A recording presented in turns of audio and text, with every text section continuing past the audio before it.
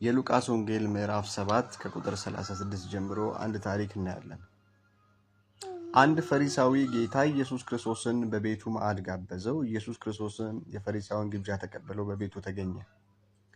ኢየሱስ ክርስቶስ በቤቱ እንደተገኘ ያወቀች አንድ ኃጢአተኛ ሴት፣ ሰው ሁሉ በኃጢአቷ የሚያውቃት ሴት የአልባስጥሮስ ሽቶ ይዛ በፈሪሳው ቤት በመገኘት ከጌታ ከኢየሱስ ክርስቶስ ኋላ ሆና እያለቀሰች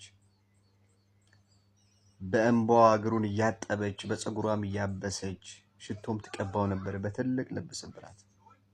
ይሄን ያየ ፈሪሳዊ ሴትዮዋ ማን እንደሆነች ስለሚያውቅ፣ ኃጢአቷን ስለሚያውቅ፣ ሴተኛ አዳሪ እንደሆነች ስለሚያውቅ አንድ ነገር አሰበ። እውነተኛ ነቢይ ቢሆን ኖሮ እቺ ሴት ማን እንደሆነች ባወቀ ነበረ፣ ኃጢአተኛ ነች ብሎ አሰበ። ጌታ ኢየሱስ ክርስቶስም የልቡን ሐሳብ ተረድቶ አንድ ምሳሌ ነገረው።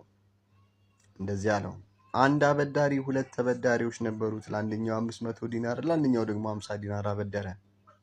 ሁለቱም መክፈል ቢያቅታቸው የሁለቱንም ተወላቸው። የትኛውን አብልጦ የወደደ ይመስልሃል አለው። ፈሪሳዊንም መልሶ እንደዚህ አለ፣ ብዙ የተተወለትን አለ። ልክ ብለሃል ካለው በኋላ ጌታ ኢየሱስ ክርስቶስ ወደ ሴቷ በመዞር እንደዚህ አለ፣ በቤትህ ስገባ አንተ ለእግሬ ውሃ አላቀረብክልኝም፣ እሷ ግን እግሬን በእንባዋ እያጠበች ነበረ።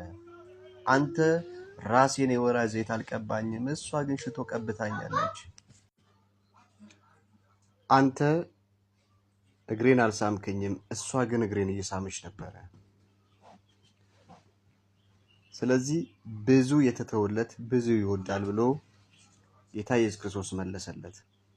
ፈሪሳውያን ጌታ ኢየሱስ ክርስቶስ በኃጢአቷ ምክንያት እንዲኮንናት፣ እንዲፈርድባት፣ እንዲያሸማቃት ከዛም ቦታ እንዲያስወጣት ነው የፈለገው።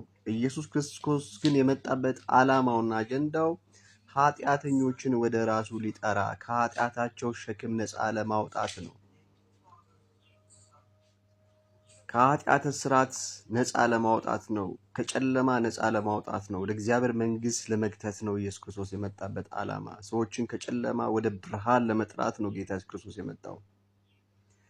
ይላል መጽሐፍ ቅዱስ፣ እናንተ ደካሞች ሸክማችሁ የከበደ ሁሉ ወደ እኔ ኑ፣ እኔም ደግሞ አሳርፋችኋለሁ ይላል። የኛ ጌታ የሚያሳርፍ ጌታ ነው። የኛ ጌታ ነፃ የሚያወጣ ጌታ ነው። የኛ ጌታ የሚራራ ጌታ ነው።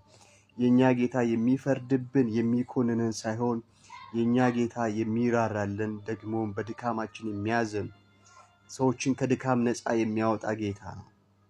ኢየሱስ ክርስቶስ ለዘላለም ጌታ ነው። ከዛ ልጄ ሆይ ኃጢአቴ ተሰርዮልሻል፣ በሰላም ሂጂ አላት። ሸክሟን አስወገደላት። ኢየሱስ ለዘላለም ጌታ ነው። ጌታ ኢየሱስ ክርስቶስ የሚራራ ነው፣ የሚያዝን ነው፣ ከኃጢአት ሸክም ነፃ የሚያወጣ ነው። ስለዚህ እናንተ ደካሞች ወደ እኔ ኑ፣ እኔም ደግሞ ምን እላችኋለሁ? አሳርፋችኋለሁ። የትኛውንም ኃጢአት ይዘን ብንመጣ፣ የትኛውም በደል ቢኖርብን ኢየሱስ ክርስቶስ የሚያሳርፍ ጌታ ነው። ነፃ የሚያወጣ ጌታ ነው። የሚፈርድ የሚኮንን የሚጠየፍ ሳይሆን ነፃ የሚያወጣ ጌታ ነው። ይህችን ሴት አልተጠየፋትም። ምንም ሴተኛ አዳሪ ብትሆን ኢየሱስ ለዘላለም ጌታ ነው። ይህን ጌታ እንከተለው። እሱ ሕይወት የሚሰጥ ነው። እሱ ሰላም የሚሰጥ ነው። እሱ እረፍት የሚሰጥ ነው። እሱ ነፃ የሚያወጣ ጌታ ነው። እሱ ከጨለማ የሚያወጣ ነው። እሱ የሚያዝን የሚራራ ጌታ ነው። ይህን ጌታ በልባችን እንሹመው፣ እንከተለው፣ ሕይወታችን ለሱ እንስጠው። ኢየሱስ ክርስቶስ ለዘላለም ጌታ ነው።